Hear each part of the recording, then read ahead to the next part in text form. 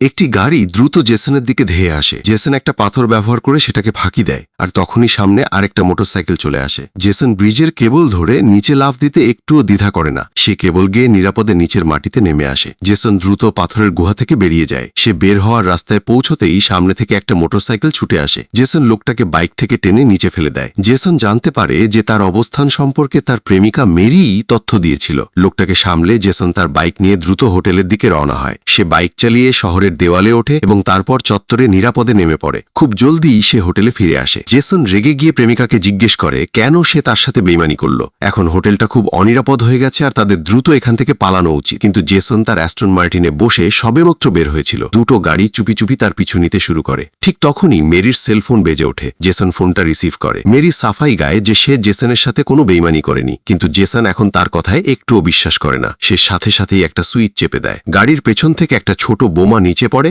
আর পেছনের গাড়িটা ধ্বংস হয়ে যায়। জেসন গাড়ি ঘুরিয়ে দ্রুত সেখান থেকে সটকে পড়ে। হঠাৎ আরেকটা গাড়ি এসে তাকে ধাক্কা মারে। জেসনের গাড়িটা বাধ্য হয়ে থেমে যায়। অন্য খুনিরাও সেখানে পৌঁছে যায়। তারা জেসনের গাড়িতে হামলা করতে শুরু করে। জেসনের গাড়িতে বুলেট প্রুফ কাঁচ লাগানো আছে, কিন্তু এত কাঁচ থেকে টানা গুলি চললে কাঁচ খুব জলদিই ভেঙে যাবে। জেসন একটা সুইচ চাপে। হেডলাইটের জায়গা থেকে একটা গ্যাটলিং মেশিন গান বেরিয়ে আসে। সে গাড়িটাকে সঠিক জায়গায় এনে ঘোরায় এবং গুলি চালাতে শুরু করে।